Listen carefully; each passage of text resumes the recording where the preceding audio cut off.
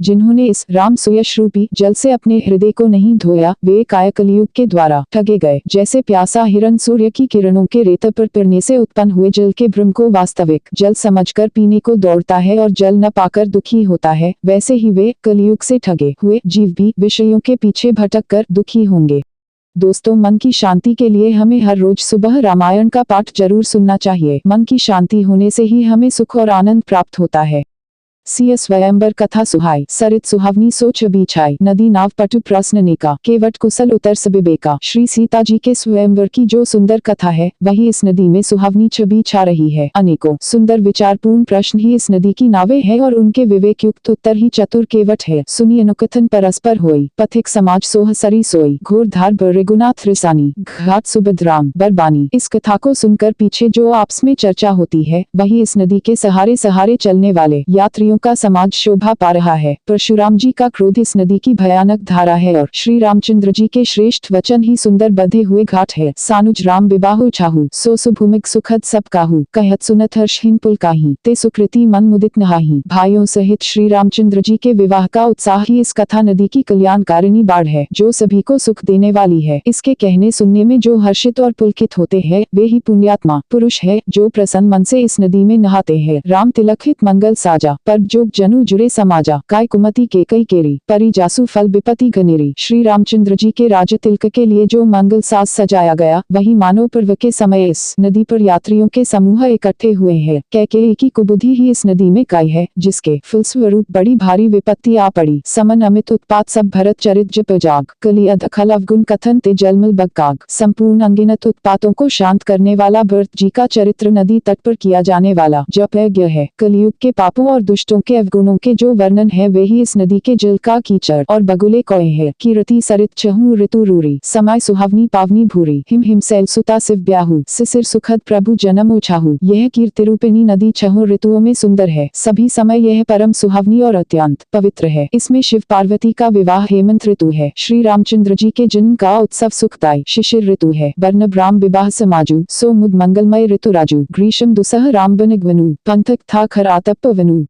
श्री रामचंद्र जी के विवाह समाज का वर्णन ही आनंद मंगलमय ऋतु राज वसंत है। श्री राम जी का वंगमन दुसह ग्रीष्म ऋतु है और मार्ग की कथा ही कड़ी धूप और लू है। वर्षा घोर निशाचर रारी, सुरकुल साली सुमंगलकारी, राम राज सुख बिने बढ़ाए, बिसद सुखद सोई सरद सुहाई। राक्षसों के साथ घोर युद्ध ही वर्षा ऋतु है, जो देवकुल रूपी धान के लिए सुंदर कल्याण करने वाली है। रामचंद्र जी के राज्यकाल का जो सुख विनम्रता और बढ़ाई है, वही निर्मल सुख देने वाली सुहावनी शरद ऋतु है। सती शिरोमणि सिय गुण गाथा, सोई गुण अमल अनूपम पाथा, भरत सुभाव सुशीतलताई, सदा एक रस बरनी न जाय। सती शिरोमणि श्री सीता जी के गुणों की जो कथा है, वही इस जल का निर्मल और अनुपम गुण है। श्री भरत जी का स्वभाव इस नदी की सुंदर शीतलता है, जो सदा एक सी रहती है और जिसका वर्णन नहीं किया जा सकता। अवलोकनी बोलनी मिलनी प्रीति परस प्रहास, भाई बलि चहु बंधु की जल माधुरी सुबास। चारों भाइयों का परस्पर देखना, बोलना, मिलना, एक दूसरे से प्रेम करना, हंसना और सुंदर भाईपन इस जल की मधुरता और सुगंध है। आरती बिने दीनता मोरी, लघुता ललित सुबारी न थोरी, अद्भुत सलिल सुनत गुणकारी, आस पियास मनोमलहारी। मेरा आर्त भाव विनय और दीनता इस सुंदर और निर्मल जल का कम हल्कापन नहीं है, अर्थात अत्यंत हल्कापन है। यह जल बड़ा ही अनोखा है, जो सुनने से ही गुण करता है और आशारूपी प्यास को और मन के मैले को दूर कर देता है। राम सुप्रेम ही पोषत पोषत पानी, हरत सकल कली कलुष गलानी, भव श्रम शोषिक तोषिक दोषा, समन दुरित दुख दारिद दोषा। यह जल श्री रामचंद्र जी के सुंदर प्रेम को पुष्ट करता है, कलयुग के समस्त पापों और उनसे होने वाली ग्लानि को हर लेता है, संसार के जन्म मृत्यु रूप श्रम को सोख लेता है, संतोष को भी संतुष्ट करता है और पाप ताप दरिद्रता और दोषों को नष्ट कर देता है। काम कोह मद मोह नसावन, बिमल विवेक बिराग बेड़ावन, सादर मज्जन पान किए ते, मिटहीन पाप परिताप हिए ते। यह जल काम क्रोध मद और मोह का नाश करने वाला और निर्मल ज्ञान और वैराग्य का बेड़ाने वाला है। इसमें आदर पूर्वक स्नान करने से और इसे पीने से हृदय में रहने वाले सब पाप ताप मिट जाते हैं। जिन्ह एहिन बारी न मानस धोए, ते काय कलिकाल बिगोए, त्रिशित निरखी रवि कर भव बारी, फिर यहिन मृग जिमी जीव दुखारी। जिन्होंने इस राम सुयश रूपी जल से अपने हृदय को नहीं धोया, वे काय कलिकाल के द्वारा ठगे गए। जैसे प्यासा हिरण सूर्य की किरणों के रेत पर पिरने से उत्पन्न हुए जल के भ्रम को वास्तविक जल समझकर पीने को दौड़ता है और जल न पाकर दुखी होता है, वैसे ही वे कलयुग से ठगे हुए जीव भी विषयों के पीछे भटक कर दुखी होंगे। मति अनुहारी सुबारी गुण गान गनी मन नवाई, सुमेरी भवानी सुनकर ही कह कभी कथा सुहाई। अपनी बुद्धि के अनुसार इस सुंदर जल के गुणों को विचार कर उसमें अपने मन को स्नान कराकर और श्री भवानी शंकर को स्मरण करके कवि तुलसीदास सुंदर कथा कहता है। अब रघुपति पदपन करोहिया धरी पाई प्रसाद, कहूँ जुगल मुनिबर कर मिलन सुभग संवाद। मैं अब श्री रघुनाथ जी के चरण कमलों को हृदय में धारण कर और उनका प्रसाद पाकर दोनों श्रेष्ठ मुनियों के मिलन का सुंदर संवाद वर्णन करता हूँ। भरद्वाज मुनि बसहीन प्रयागा, तिहि राम पद अति अनुरागा, तापस समदम दया निधाना, परमारथ पथ परम सुजाना। भरद्वाज मुनि प्रयाग में बसते हैं, उनका श्री राम जी के चरणों में अत्यंत प्रेम है। वे तपस्वी, निगृहित चित, जितेंद्रिय, दया के निधान और परमार्थ के मार्ग में बड़े ही चतुर है। माघ मकर गत रवि जब होई, तीर्थ पते ही नाव सब कोई, देव दनुज किन्न नर श्रेणी, सादर मज जहिन सकल त्रिबेनी। आई माघ में जब सूर्य मकर राशि पर जाते हैं तब सब लोग तीर्थराज प्रयाग को आते हैं। देवता, दैत्य, किन्नर और मनुष्यों के समूह सब आदर पूर्वक त्रिवेणी में स्नान करते हैं। पूजहीन माधव पद जल जाता, परसी अक्षय बटु हर्षहीन गाता। भरद्वाज आश्रम अति पावन, परम रम्य मुनिबर मन भावन। श्रीवेणी माधव जी के चरण कमलों को पूजते हैं और अक्षयवट का स्पर्श कर उनके शरीर पुलकित होते हैं। भरद्वाज जी का आश्रम बहुत ही पवित्र, परम रमणीय और श्रेष्ठ मुनियों के मन को भाने वाला है।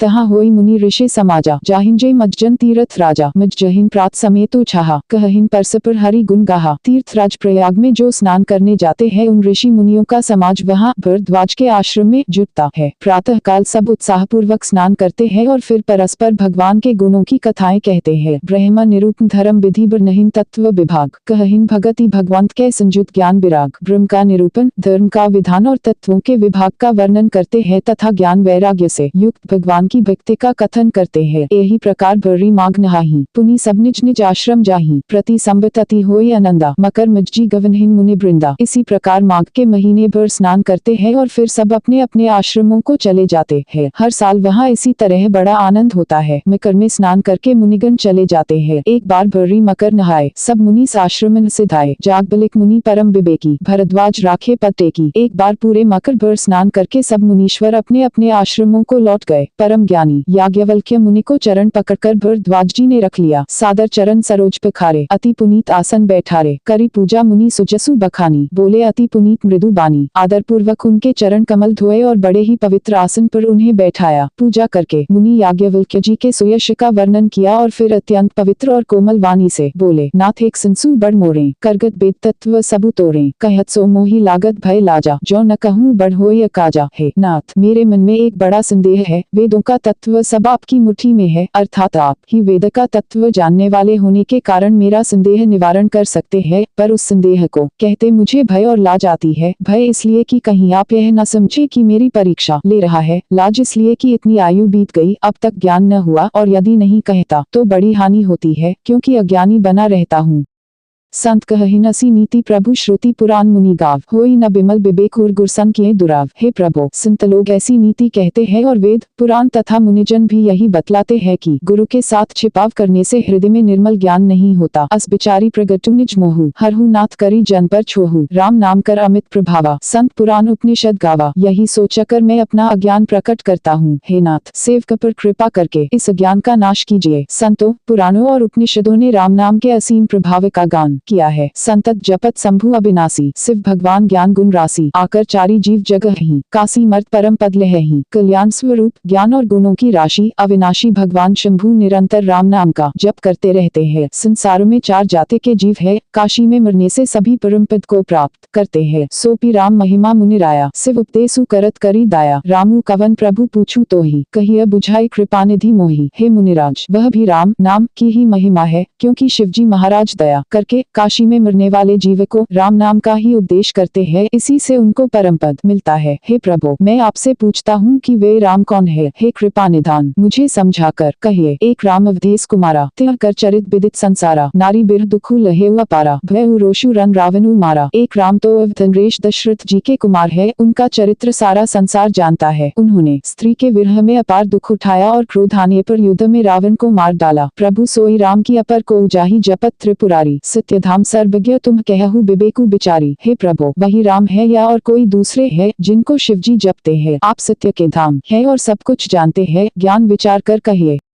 जैसे मिटे मोर भ्रम भारी, कहहु सो कथा नाथ बिस्तारी। जागबलिक बोले मुसुकाई, तुम ही विदित रघुपति प्रभुताई। हे नाथ, जिस प्रकार से मेरा यह भारी भ्रम मिट जाए, आप वही कथा विस्तार पूर्वक कहिए। इस पर याज्ञवल्क्य जी मुस्कुरा कर बोले, श्री रघुनाथ जी की प्रभुता को तुम जानते हो। राम भगत तुम मन क्रम बानी, चतुराई तुम्हारी मैं जानी। चाहहु सुने राम गुण गुड़ा, कीन्हु प्रसन्न मनहु अति मूढ़ा। तुम मन वचन और कर्म से श्री राम जी के भक्त हो, तुम्हारी चतुराई को मैं जान गया। तुम श्री राम जी के रहस्यमय गुणों को सुनना चाहते हो, इसी से तुमने ऐसा प्रश्न किया है, मानो बड़े ही मूढ़ हो। तात सुनहु सादर मनु लाई, कहूँ राम के कथा सुहाई। महामोहु महिषेसु बिसाला, राम कथा कालिका कराला। हे तात, तुम आदर पूर्वक मन लगाकर सुनो, मैं श्री राम जी की सुंदर कथा कहता हूँ। बड़ा भारी अज्ञान विशाल महिषासुर है और श्री राम जी की कथा उसे नष्ट कर देने वाली भयंकर काली जी है। राम कथा ससी किरण समाना, संत चकोर करहिन जेहि पाना। ऐसे ही संशय कीन भवानी, महादेव तब कहा बखानी। श्री राम जी की कथा चंद्रमा की किरणों के समान है, जिसे संतरूपी चकोर सदा पान करते हैं। ऐसा ही संदेह पार्वती जी ने किया था, तब महादेव जी ने विस्तार से उसका उत्तर दिया था। कहूँ सो मति अनुहारी अब उमा शंभु संवाद। भय समय जेहि हेतु जेहि सुनु मुनि मिटहि विषाद। अब मैं अपनी बुद्धि के अनुसार वही उमा और शिव जी का संवाद कहता हूँ। वह जिस समय और जिस हेतु से हुआ, उसे हे मुनि तुम सुनो, तुम्हारा विषाद मिट जाएगा। एक बार त्रेता युग माही, शंभु गए कुंभज ऋषि पाही। संग सती जगजननी भवानी, पूजे ऋषि अखिलेश्वर जानी। एक बार त्रेता युग में शिवजी अगस्त्य ऋषि के पास गए, उनके साथ जगज्जननी भवानी सती जी भी थी। ऋषि ने संपूर्ण जगत के ईश्वर जानकर उनका पूजन किया।